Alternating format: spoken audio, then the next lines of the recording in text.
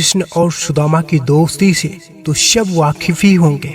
अगर किसी को कभी दोस्ती की मिसाल देनी हो तो सबसे पहला नाम कृष्ण सुदामा का ही आता है। कृष्ण का जन्म एक संपन्न परिवार में हुआ था और वहीं सुदामा एक गरीब ब्राह्मण थे। दोनों में जमीन आसमान का फर्क हुआ करता था, लेकिन फिर भी दोनों की दोस्ती की मिसालें आज भी दी जाती हैं। शास्त्रों में कहा गया है कि सुदामा भी एक समय में बहुत अमीर हुआ करते थे, लेकिन क्या किसी को पता है कि सुदामा गरीब कैसे हुए? क्या थी इसके पीछे की वजह? तो चलिए आज जानते हैं इसके पीछे की एक पौराणिक कथा के बारे में। पौराणिक कथा के अनुसार एक ब्राह्मणी थी जो बहुत गरीब निर्धन थी, भिक्षा मांगकर जीवन व्यतीत करती थी। एक समय ऐसा आया कि 5 दिन तक उसे भिक्षा नहीं मिली। वह प्रतिदिन पानी पीकर भगवान का नाम लेकर सो जाती थी। 6वें दिन उसे भिक्षा में 2 मुट्ठी चना मिली। कुटिया पे पहुँचते पहुँचते रात हो गई। ब्राह्मणी ने सोचा अब ये चने रात में नहीं खाऊंगी, सुबह भगवान को भोग लगाकर फिर खाऊंगी। यह सोचकर ब्राह्मणी चनों को कपड़ों में बांध कर रख दिया और वासुदेव का नाम जपते जपते सो गई। लेकिन कुछ समय बाद कुछ चोर चोरी करने के लिए उसी कुटिया में आ गए। इधर उधर बहुत ढूंढा, चोरों को कुछ नहीं मिला, लेकिन वे चनों की बंधी पोटली चुरा कर ले गए, क्योंकि उनके उस पोटली में सोने के सिक्के लगे थे। इतनी में ब्राह्मणी जग गई और शोर मचाने लगी। गांव के सारे लोग चोरों को पकड़ने के लिए दौड़े। चोर वे पोटली लेकर भागे। पकड़े जाने के डर से सारे चोर संदीपन मुनि के आश्रम में छिप गए, जहाँ भगवान श्री कृष्ण और सुदामा शिक्षा ग्रहण कर रहे थे। कुछ समय बाद चोर उस आश्रम से भी भाग गए, लेकिन वे चनों की पोटली वहीं पर भूल गए। इधर भूख से व्याकुल ब्राह्मणी ने श्राप दे दिया कि मुझ दिनहीन सहारा के जो भी चने खाएगा वह दरिद्र हो जाएगा। प्रातःकाल गुरु माता आश्रम में झाड़ू लगाने लगे और उसे वही चने की पोटली मिली। गुरु माता ने पोटली खोल के देखी तो उसमें चने थे। सुदामा और कृष्ण भगवान जंगल से लकड़ी लाने जा रहे थे, तो गुरु माता ने वह चने की पोटली सुदामा को दे दी और कहा, बेटा भूख लगे तो खा लेना। सुदामा तो जन्म जात से ब्रह्म ज्ञानी थे। जो चने की पोटली सुदामा ने अपने हाथ में ली, त्यों ही उन्हें सारा रहस्य मालूम हो गया। सुदामा जी ने सोचा, गुरु माता ने कहा है यह चने दोनों लोग बराबर बांट के खाना, लेकिन ये चने अगर मैंने श्री कृष्ण को खिला दिए तो सारी सृष्टि दरिद्र हो जाएगी। मैं ऐसा नहीं करूंगा। मेरे जीवित रहते मेरे प्रभु दरिद्र हो जाए, ऐसा कदापि नहीं होगा। तो इसी बात के डर से सुदामा ने सारे चने खुद खा लिए। दरिद्रता का श्राप सुदामा जी ने स्वयं ले लिया, लेकिन अपने मित्र श्री कृष्ण को एक भी दाना चने का नहीं दिया। ऐसे निभाई सुदामा ने अपनी दोस्ती और खुद बन गए गरीब। भगवान कृष्ण अपने भक्तों का ख्याल रखते हैं। सुदामा एक ब्राह्मण था जो बचपन में कृष्ण के साथ खेला करता था। कृष्ण द्वारका के राजा बन गए थे। उनके पास एक आलीशान महल था, जबकि सुदामा जो कभी भौतिक संपत्ति के पीछे नहीं भागते थे, ने शादी की थी, उनके बच्चे थे और वे बहुत ही साधारण जीवन जीते थे। वे गरीबी का सामना करने लगे। उनके बच्चे भूखे मर रहे थे, वे कमजोर और बीमार थे।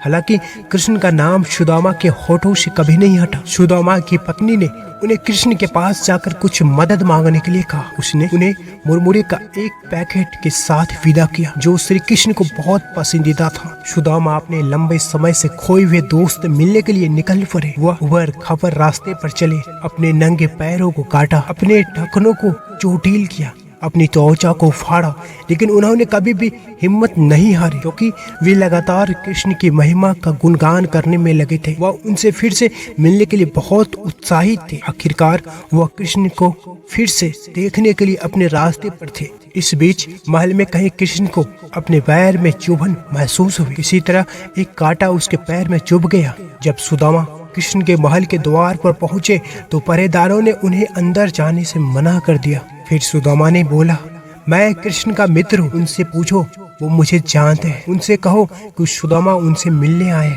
सुदामा रो पड़े। फिर पहरेदारों ने यह संदेश कृष्ण को सुनाया। कृष्ण तुरंत अपना सारा काम छोड़कर अपने महल के द्वार की ओर दौड़े। सुदामा, सुदामा, तुम आखिरकार आ ही गए। कृष्ण की खुशी से चिल्लाते हुए द्वार की ओर दौड़े। क्या तुम मुझे भूल गए सुदामा? मुझसे मिलने आने में तुम्हें इतनी देर क्यों लग गई? क्या तुम अपने पुराने दोस्त को भूल गए? आमतौर पर भक्त ही कृष्ण के पास दौड़ते हैं, लेकिन हम कभी नहीं देखते कि कृष्ण हमारी ओर कैसे दौड़ते। ध्यान दे कि वे कैसे सुदामा की ओर दौड़े। उन्होंने सुदामा को गले लगाया, उनकी आंखों में आंसू भराए। सुदामा कृष्ण को कैसे भूल सकते थे, कृष्ण सुदामा को कैसे भूल सकते थे। यह दर्शाता है कि जब हम उनके पास जाते हैं तो भगवान हमें पाकर कितने खुश होते हैं। हम जो सोचते हैं कि कृष्ण उस पर क्या प्रक्रिया देंगे, यह उससे बिल्कुल अलग है।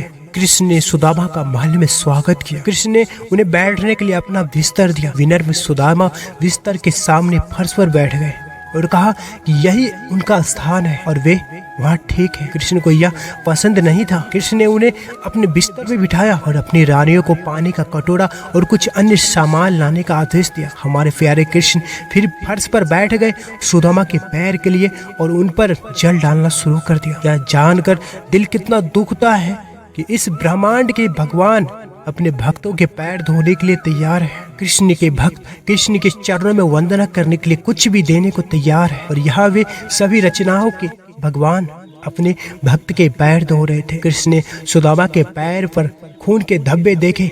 उन्होंने सुदामा के पैर पर घाव देखे। उन्होंने एक कांटा देखा।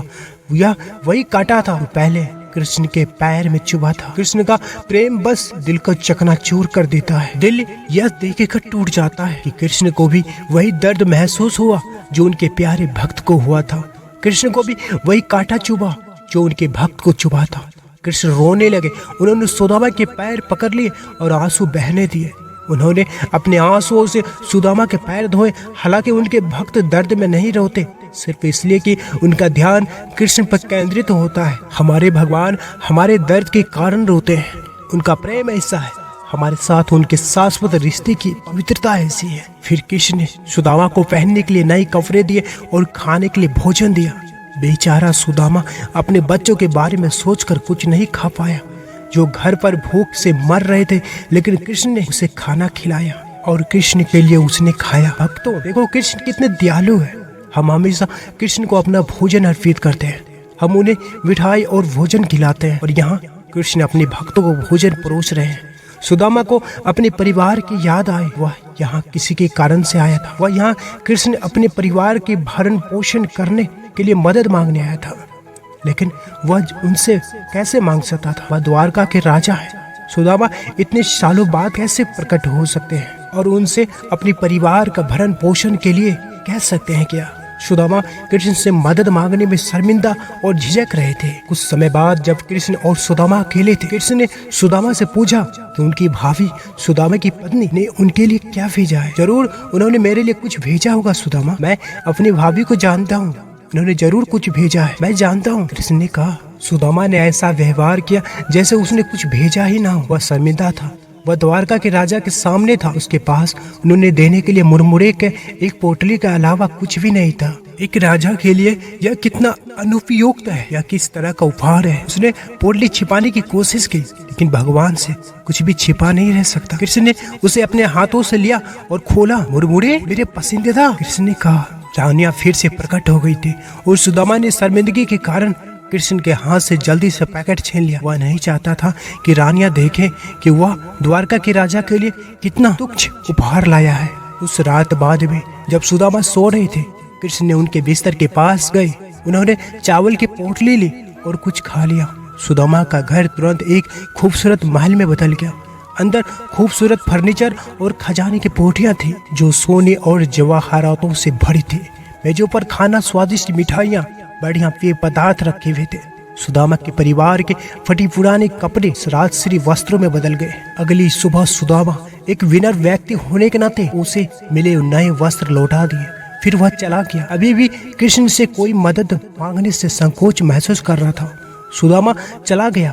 आशंकाओं से घिरा हुआ उसने सोचा कि वह अपने परिवार का सामना कैसे करेगा, जो उससे कृष्ण की मदद से सब कुछ ठीक करने की उम्मीद कर रहे थे। वो अपनी पत्नी से क्या कहेगा?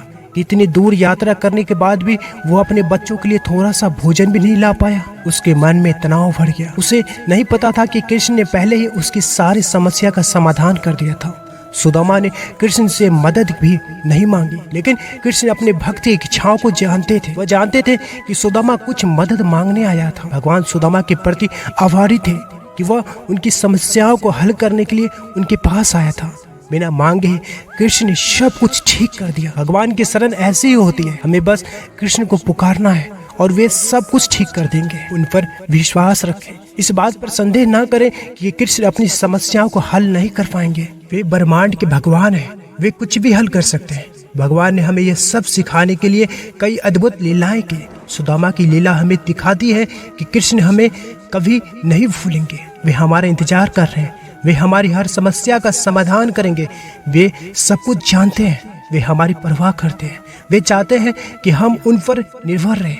वे इंतजार कर रहे हैं कि हम उनसे प्यार करें ताकि वे हमें दिखा सके कि वे भी हमसे कितना प्यार करते हैं। बस इसे इस तरह से सोचें। मान लीजिए कि आपका कोई साथी है। अब आप जानते हैं कि आपका साथी आपसे प्यार करता है और आप भी अपने साथी से प्यार करते हैं। लेकिन जब आपका साथी आपको अपना प्यार दिखाने के लिए अपनी हद से आगे निकल जाता है, तो क्या यह आपको अपने प्यार को दिखाने के लिए अपनी हद से आगे निकलने के लिए प्रेरित नहीं करता क्या? जब हम कृष्ण को दिखाते हैं कि हम उनसे प्यार करते हैं, जब हम वह छोटा सा प्रयास करते हैं, तो वे इसे देखते हैं। इससे वे हमें यह दिखाने के लिए अपनी हद से आगे जाने के लिए प्रेरित होते हैं कि वे भी हमसे प्यार करते हैं। वास्तव में भगवान इतने दयालु है कि अगर हम उनसे अपने अंदर के विश्वास विकसित करने, हमारे अंदर भक्ति का बीज बोने के लिए प्रार्थना भी करते हैं, तो वे ऐसा करते हैं। हमें बस मांगना है। प्रिय दोस्तों, अगर आप इस चैनल पर पहली बार आए हैं तो कृपया चैनल को सब्सक्राइब जरूर करें। इस वीडियो को लाइक करें। वीडियो के कमेंट में जय श्री कृष्ण अवश्य लिखें। जय श्री कृष्ण।